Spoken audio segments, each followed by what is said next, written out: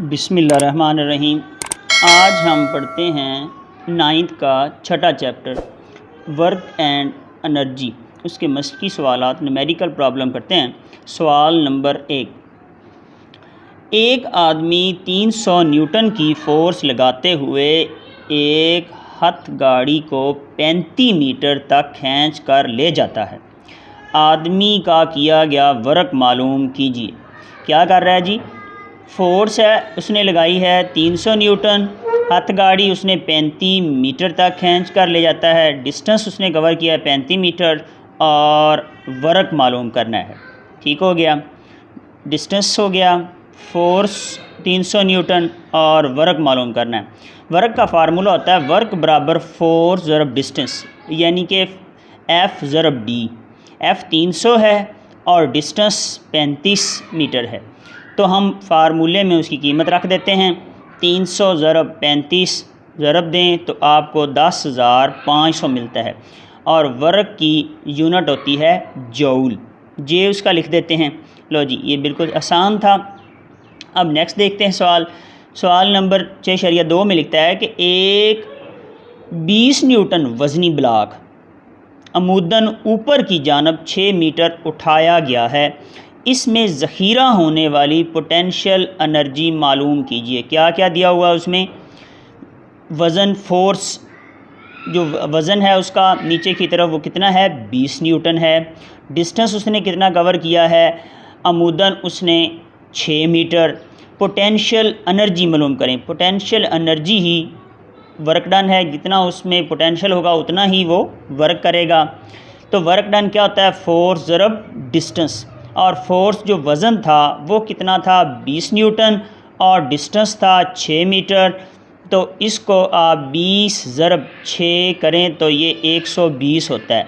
तो potential energy 20 ज़रब 6 120 joule हो गई। तो इसमें कितना पोटेंशियल एनर्जी है? 120 जूल। नेक्स्ट देखें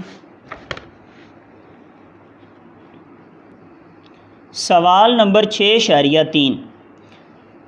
एक 12 किलो न्यूटन वज़नी कार की स्पीड 20 मीटर पर सेकंड है। इसकी काइनेटिक एनर्जी मालूम कीजिए। हाँ जी, इसमें वेट होता है W बराबर 12 के न्यूटन और स्पीड V = 20 मीटर पर सेकंड। हमने काइनेटिक एनर्जी मालूम करनी है। काइनेटिक एनर्जी का फार्मूला होता है काइनेटिक एनर्जी बराबर 1/2 mv²। V तो हमारे पास मौजूद है लेकिन m हमें चाहिए। m कहाँ से निकालेंगे? वेट बराबर होता है mg के, यानी कि वज़न बराबर होता है mg, मास ज़रब ग्रेविटेशनल एक्सलेरेशन के। यहाँ से हम g को उस तरफ ले जाएंगे तो इधर m रह जाएगा। m बराबर आ जाएगा W/g। W क्या है?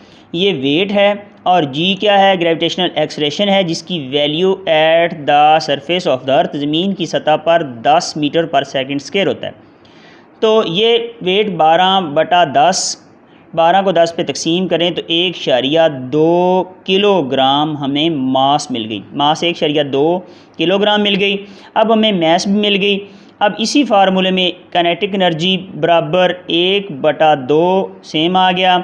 मैस m की जगह पे 1.2 ज़रब v हमारे पास 20 मीटर पर सेकंड स्क्वायर था, 20 आ गया। इसका मुरब्बा ले लें, 20 का मुरब्बा लें तो 400 बनता है। 1.2 इसको हम इशारिया ख़त्म करें तो 12/10, यानी कि इशारिये के नीचे बिल्कुल 1 और उसके पीछे जितने हिस्से हों उसकी 0। 1/2 ज़रब 12/10 ज़रब 400। अब इसको हम हल कर लें। अब हम काट लें तो देखें 2 12 से 6 आ गया, ये 0 से गई, 40 को 6 से ज़रब दें तो 240 जूल। एनर्जी की यूनिट होती है जूल। नेक्स्ट देखें। हाँ जी, नेक्स्ट क्वेश्चन है 6.4। इसमें क्या है कि 500 ग्राम के एक पत्थर को 15 मीटर फ़ी सेकंड की वेलोसिटी से ऊपर की जानब फेंका गया है। इसकी मालूम क्या करें? बुलंद तरीन मुकाम पर पोटेंशियल एनर्जी मालूम करें। और दूसरा क्या है? ज़मीन से टकराते वक्त काइनेटिक एनर्जी मालूम करें। मैस क्या है? 500 ग्राम यानी कि आधा किलोग्राम, 0.5 किलोग्राम। वेलोसिटी है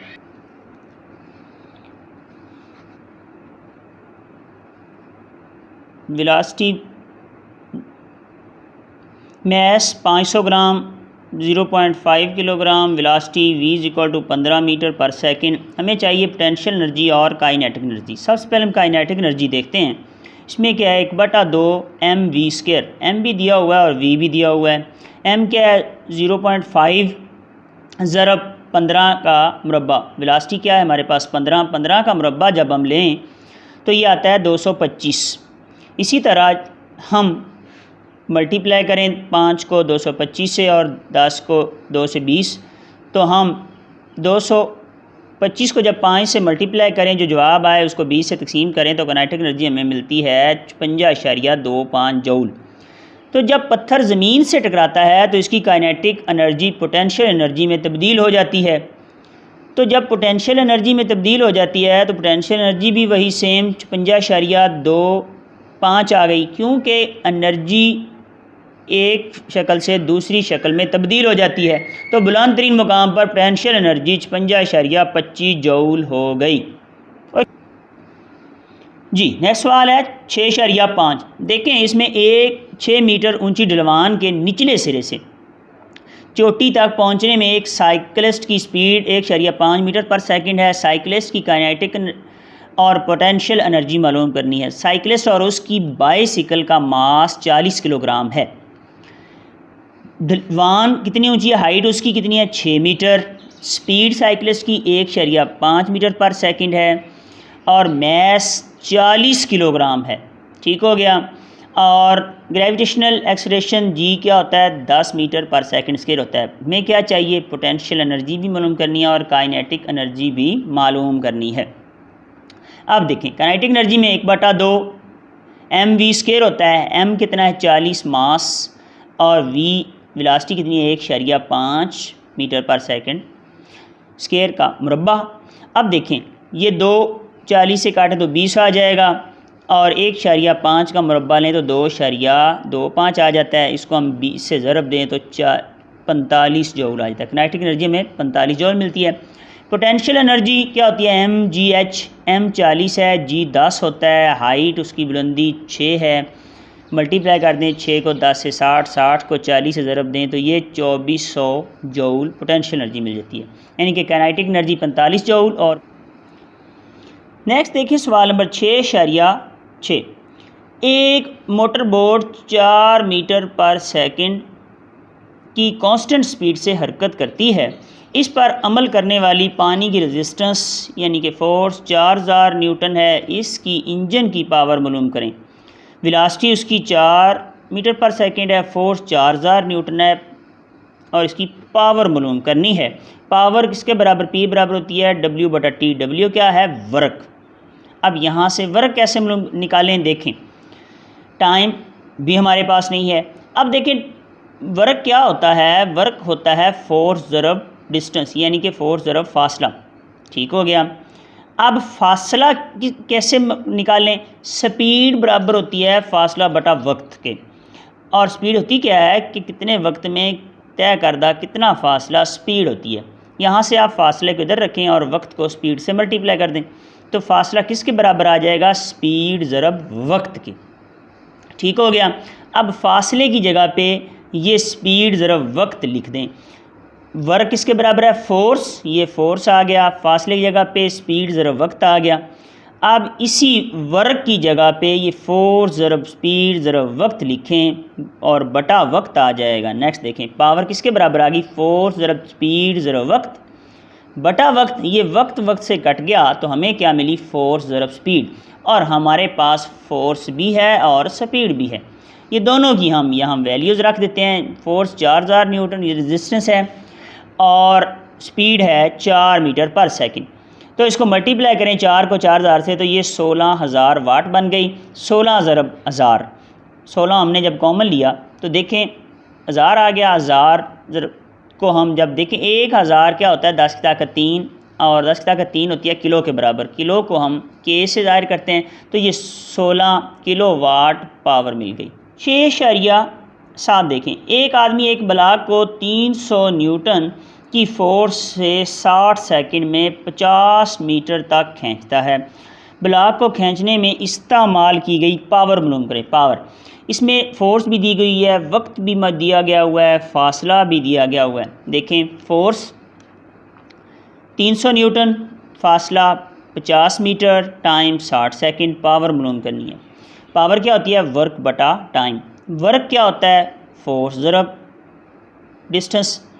तो हम वर्क की जगह पे एफ ज़रब एस रखते हैं, टी बटा टी।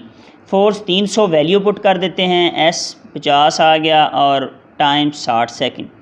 ये ज़ीरो इस ज़ीरो से काट दें, ये हम 300 को 6 पे तकसीम करें तो 50 आ जाता है, 50 को 5 से ज़रब दें तो 250 250 वाट मिल जाते हैं। तो पावर हमें 250 वाट मिल गई। नेक्स्ट हमारे पास सवाल है 6.9। 6.8 नेक्स्ट मैं करवाता हूँ, उसमें ज़रा डायग्राम है, वो पेपर में कम आती हैं लेकिन मैं करवाऊँगा। 6.9 देखें, एक पंप 200 किलोग्राम पानी को 10 सेकंड में 6 मीटर की बुलंदी तक पहुंचा सकता है। पंप की पावर मालूम कीजिए।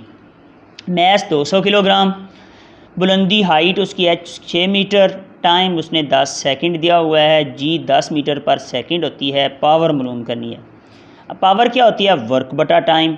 अब वर्क क्या होता है? वर्क होता है पोटेंशियल एनर्जी। किसी में जितना पोटेंशियल एनर्जी होगी उतना ही वो वर्क करेगा। पोटेंशियल एनर्जी mgh के बराबर होती है। मैस 200 है, जी 10 होती है, h 6 है, इसको मल्टीप्लाई करें तो हमें 12,000 joule, potential energy 12,000 jute mill गई। यानी कि पोटेंशियल एनर्जी 12,000 जूल है, तो ये इनका मतलब है कि वर्क 12,000 जूल है। तो हम वर्क की जगह पे 12,000 जूल रख दें, टाइम 10 सेकंड है, तो 0 से 0 काटें तो ये 1200 वाट। पावर हमें क्या मिली? 1200 वाट मिली।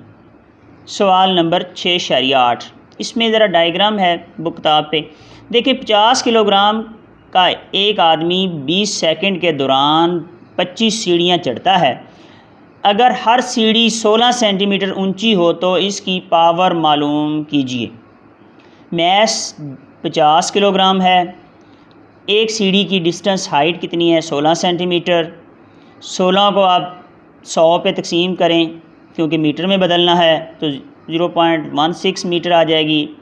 टाइम 20 सेकंड है, क्योंकि 1 मीटर 100 सेंटीमीटर के बराबर होता है और जी होता है 10 मीटर पर सेकंड स्क्वायर। पावर मालूम करनी है, तो ये पावर क्या होता है? वर्क बटा टाइम। अब वर्क क्या होता है? ये पोटेंशियल एनर्जी के बराबर होता है। पोटेंशियल एनर्जी mgh होता है। मैस 50 है, जी 10 है और एक स्टेप की हाइट कितनी है? 0.16। मल्टीप्लाई कर दें, ये इशारिया ख़त्म करें तो 1 आ जाएगा, 0 0 जितने हिस्से होंगे उतनी 0 आ जाएंगी। इसको आप काटें, 0 को इससे काट दें, ये वाली 0 को इससे काट दें, तो ये 16 को 5 से ज़रब दें तो 80 जूल पोटेंशियल एनर्जी मिलती है। ये एक स्टेप ऊपर जाने के लिए 80 जूल पोटेंशियल एनर्जी चाहिए, और आदमी ने क्योंकि 25 स्टेप तय करने हैं तो 80 को 25 से ज़रब दे दें तो ये 2000 जूल, यानी कि उसने कितना वर्क तय करना है? 2000 जूल। अच्छा, अब इसी वर्क को हम इस वर्क की जगह पे रख दें तो बटा टाइम। वर्क 2000 जूल, टाइम क्या है? 20 सेकंड है। यहाँ से देखें, इसको आप काट दें, 20 को 2000 को 20 पे तकसीम करें तो हमें जवाब मिलेगा 100। उसमें पावर होगी 100 वाट। नेक्स्ट क्वेश्चन देखें, इसमें है आखिरी सवाल 6.10। एक हॉर्स पावर की इलेक्ट्रिक मोटर को वाटर पंप चलाने के लिए इस्तेमाल किया गया है। वाटर पंप एक ओवरहैंड टैंक को भरने के लिए 10 मिनट लेता है। टैंक की गुंजाइश 800 लीटर और बुलंदी 15 मीटर है। टैंक को भरने में इलेक्ट्रिक मोटर ने वाटर पंप पर कितना वर्क किया? ने सिस्टम की एफिशिएंसी, क्या चीज़, एक तो हमें वर्क चाहिए और दूसरा सिस्टम की एफिशिएंसी हमने ढूंढनी है। देखें जी, सबसे पहले इलेक्ट्रिक मोटर की पावर क्या है? A1 horse power. एक हॉर्स पावर है, एक हॉर्स पावर 746 वाट्स के बराबर होती है। टाइम 10 मिनट 600 सेकंड, यानी कि 60 से हम 10 को मल्टीप्लाई करें 600 सेकंड हो जाते हैं। टैंक की गुंजाइश 800 लीटर है, बुलंदी उसने 15 मीटर तय करनी है। वर्क मालूम करना है इलेक्ट्रिक मोटर का और एफिशिएंसी।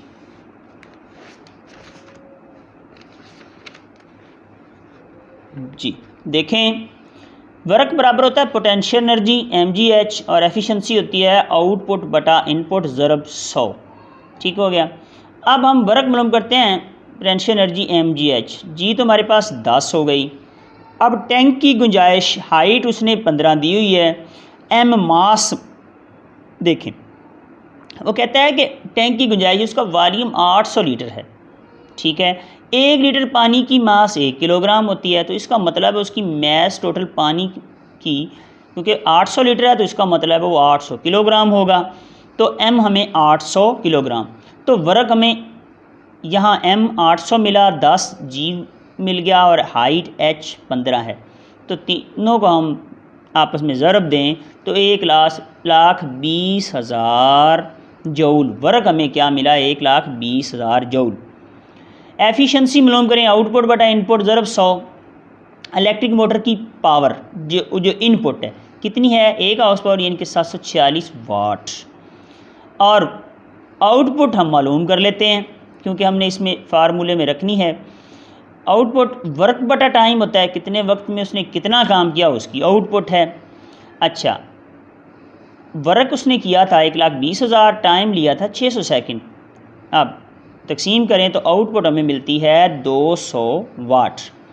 आउटपुट की जगह 200 रखें, इनपुट की जगह 746 वाट रखें, ज़रब 100 कर दें तो हमें सिस्टम की एफिशिएंसी मिलती है 26.8%। एफिशिएंसी 26.8% मिली। जी थैंक यू। अगर आपको ये वीडियो अच्छी लगी हो, क्वेश्चन की समझ आई हो, तो चैनल को सब्सक्राइब कीजिए। अगर नए हैं तो वीडियोज़ को लाइक कीजिए, शेयर कीजिए और कमेंट्स कीजिए ताकि नेक्स्ट में मज़ीद इम्प्रूव कर सकूं। Thank you very much.